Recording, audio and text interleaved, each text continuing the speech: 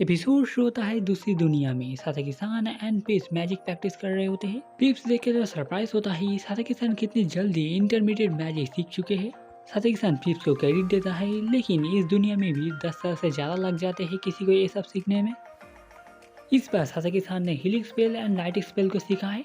वो अब बहुत सारे स्पेल को इस्तेमाल कर सकते हैं, लेकिन उन सबको याद करने में उनको थोड़ा दिक्कत हो रहा है।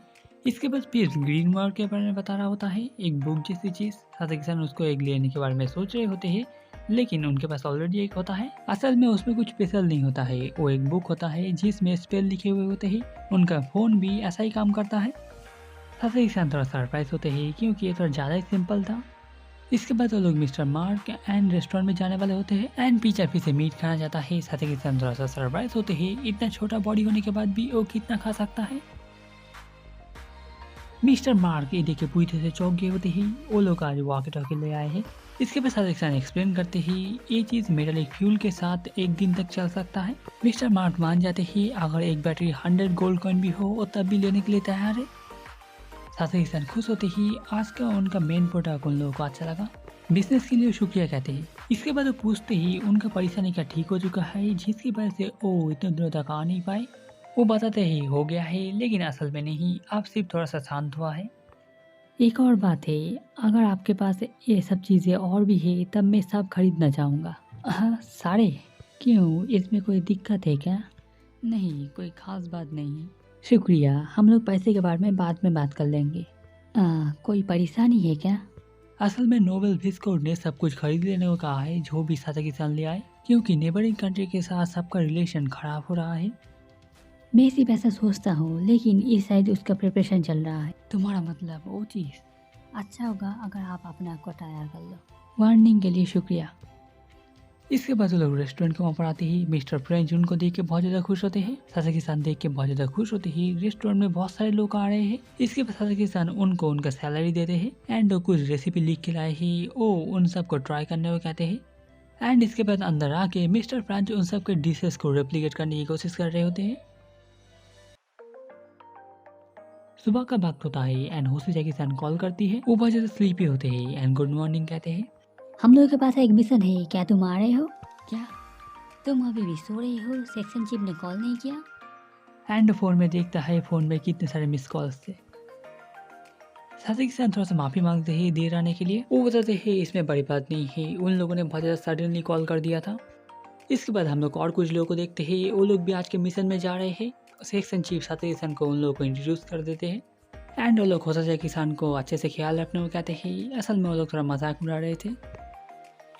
आज वो लोग एक रेड करने वाले हैं एक साइंटिफिक ऑर्गेनाइजेशन जो वो सिटी से ऑपरेट करते हैं। जिन सब साइंटिस्ट के पास डेंजरस पावर होते हैं उन सबको उन लोगों को मैनेज करना पड़ता है, लेकिन उन लोगों ने सब रिजेक्ट कर दिया। लेकिन उन लोगों ने सिर्फ रेजिस्टेंस को रिजेक्ट नहीं किया, उनके एक मेंबर ने पावर पब्लिक में इस्तेमाल किया एंड बहुत सारे लोगों को इंजर्ड किया है ऑलरेडी। होसी किसान को जिसने अटैक किया था वो भी इनके ही ग्रुप में से था और उसका पूछताछ करने के बाद उनको उनका हाइडआउट के बारे में पता चला है अब। एंड आज के मिशन में वो उन सभी को एक साथ पकड़ने वाले हैं। तुम्हें इतना चिंता करने की ज़रूरत नहीं है, तुम डायरेक्टली उन लोगों से नहीं लड़ोगे। हाँ, मैं इसे लड़ नहीं रहा हूँ, लेकिन फर्स्ट लाइन में मैं सपोर्ट हूँ। इस पोजीशन में कोई भी मुझे आसानी से टारगेट कर सकता है। पीछे से वो लोग बताते ही उन लोगों का टारगेट लो रंग साइटिक होते ही, इसलिए उन लोगों को चिंता करने की ज़्यादा ज़रूरत। क्या तुम लोग किसी न्यू बंदे को बेकार के एडवाइस देना बंद कर सकते हो? इसके बाद साथी किसान पूछते ही वो क्या डर ही नहीं है, साइटिक फाइट भी गन फाइट की तरह डेंजरस है। वो लोग जितना पे करते हैं ये रिस्क पूरी तरह से वर्थ इट है। होता किसान अपनी दुनिया में होती ही एंड वो साथी किसान को अच्छे से सपोर्ट करने को कहती है। वो अपना बेस्ट देंगे कहते हैं। इसके बाद वो फिर पूछते हैं उन लोगों को वर्कर कम मिलेगा या नहीं कि अगर वो लोग इंजर्ड हो जाए। समय आ चुका है रेड का। वो लोग गन एंड स्टील लेके रेडी होते ही। यह अच्छा होता अगर मैं बैरियर स्पेल सीख गया था। उनके सुपीरियर बाहर से एक जगह से इंस्ट्रक्शन दे रहे होते हैं एंड वो लोग आगे बढ़ने का ऑर्डर दे देते हैं। वो लोग आके अपने गन को पकड़ते हैं एंड सरेंडर करने को कहते हैं, लेकिन वो लोग नोटिस करते हैं यहाँ पर कोई नहीं है। वो लोग समझ नहीं पाते यहाँ पर क्या चल रहा है एंड सोच रहे होते हैं वो लोग क्या गलत जगह पर आ गए। होता था कि समझ जाती है यहाँ पर कुछ गड़बड़ है, इसलिए वो बाहर निकलने को कहती है, लेकिन देर हो चुकी होती है। वो लोग एक आवाज़ सुनते ही एंड उसके बाद HQ को और कॉन्टैक्ट नहीं कर पाते। वो लोग समझ जाते हैं HQ के वहाँ कुछ तो हुआ है। तभी एक चीज उड़ के आता है, जो बात कर रहा था उसके मुंह में लगता है, इससे उसका हेलमेट भी टूट जाता है। सब लोग देखते ही सारे बॉलिंग बॉल एंड पिंस मिलकर एक टॉर्नेडो बन रहा है उन सबका। ये एक ट्रैप था। सब लोग सोच रहे होते ही ये कौन कर रहा है। बाकी लोग हवा को ज़्यादा फील नहीं कर पा रहे हैं, इसलिए वो लोग सोचते ही इसे साइकोकाइनेसिस है। कुछ लोग थोड़ा सा पैनिक कर रहे होते ही क्योंकि उन लोगों ने सोचा था यहाँ पर तो एक कमज़ोर साइटिक है। वो लोग भागने की कोशिश कर रहे होते ही तभी कुछ बॉलिंग बॉल आके उन लोगों को लग जाते हैं एंड बेहोश हो जाते हैं। इसके बाद वो लोग एक एक करके हर एक के ऊपर अटैक करना शुरू कर देते हैं। एक बंदा अपना पावर इस्तेमाल करके डिप्लेट करने की कोशिश करता है, लेकिन एक के बाद वहाँ पर बहुत सारे आने लगते हैं। इसके बाद वो साज़िक-सान को सपोर्ट करने को कहती है एंड आगे निकल जाती है। साज़िक-सान आइस फेंकती है, उसको पकड़ कर वो एक वॉल जैसा बना लेती है एंड हम लोग देखते हैं ये बॉलिंग बॉल एंड पिंस को रोक पा रही है। वो रोक तो पा रही है लेकिन वो आगे नहीं बढ़ पा रही है क्योंकि इतने सारे अटैक एक साथ हो रहे हैं। साज़िक-सान ढूंढने की कोशिश कर रहे होते हैं उनका दुश्मन कहाँ पर है। तभी वो देखते ही वो वाला बंदा भी उड़ रहा होता है। वो डायरेक्ट जमीन पर गिरने वाला होता है, इसलिए साज़िक-सान अपना वाटर इस्तेमाल करती है बचाने के लिए। Sasaki, yes ma'am. यहाँ से भाग जाओ। वो यहाँ से चले जाने को कहती है क्योंकि इस तरह से कोई भी बच नहीं पाएगा। ये सबसे अच्छा डिसीजन होगा, लेकिन अगर वो चले गए तब हो सके अपना सोर्स ऑफ वाटर खो देंगी एंड उनसे लड़ नहीं पाएगी। नहीं, मैं मेरे पार्टनर को पीछे छोड़कर भाग नहीं सकता।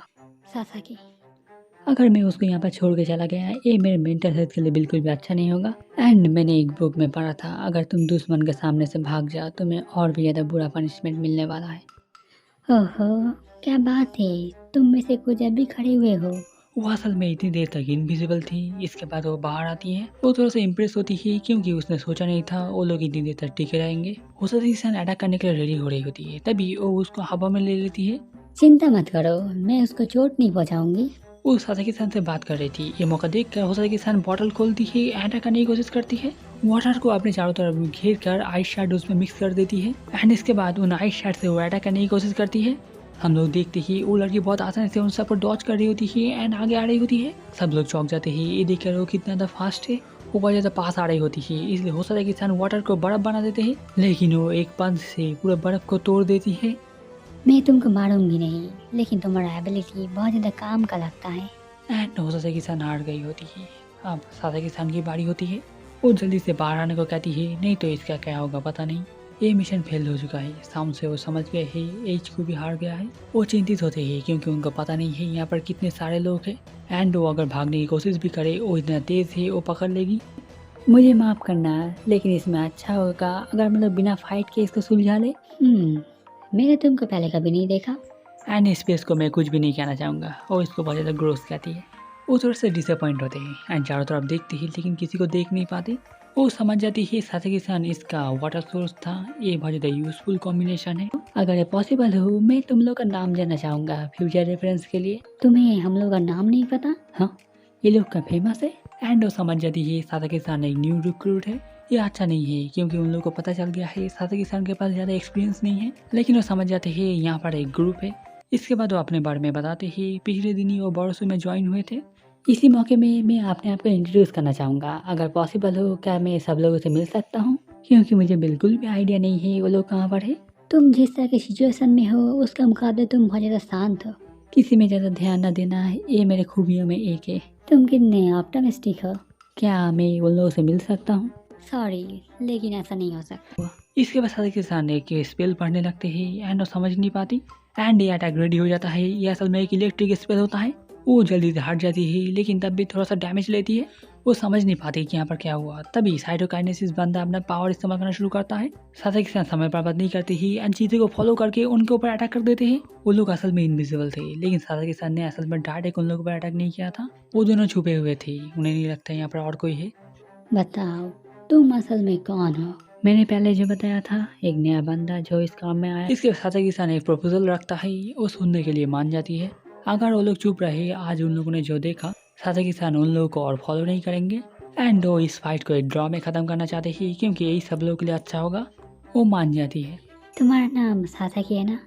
क्या कहते हो हमारे ऑर्गेनाइजेशन को ज्वाइन करने के बारे में? साज़िक-सान मना कर देते हैं, लेकिन अगर वो बाद में माइंड चेंज करके ज्वाइन होना चाहिए वो लोग बात करने के लिए तैयार हैं।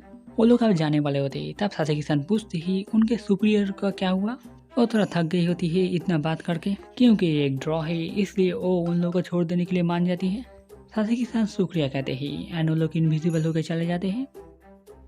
बाहर साज़िक-सान एक अलग स्टोरी बताते ही एनिमी वहाँ से जस्ट चले गए विदड्रॉ करके एंड वो लोग माफ़ी मांगते ही इतना मुश्किल मिशन देने के लिए पहले दिन। एंड इसी के साथ आज का उनका काम खत्म होता है। वो होसले किसान से मिलने के लिए आती है।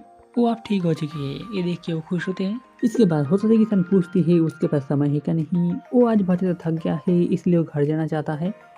असल में होसले किसान उसको रिपे करना चाहती है। होसले किसान शुक्रिया कहती है। वो बताते हैं उन्होंने सिर्फ उनका काम किया। एंड वो माफ़ी मांगती है क्योंकि एक सपोर्ट के तौर पर वो अच्छे से प्रोटेक्ट नहीं कर पाए। एंड इसके बाद वो लोग खाना ऑर्डर करते हैं। एंड सासे किसान थोड़ा सा सरप्राइज होते ही उसने इतनी जल्दी कितना ऑर्डर कर दिया है। एंड ड्रिंक में सासे किसान एक बियर एंड वो एक ऑरेंज जूस ऑर्डर करती है। इसलिए सासे किसान पूछते ही वो क्या नहीं पीती है।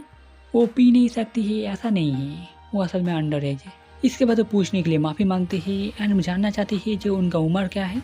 एंड वो असल में 16 होती है।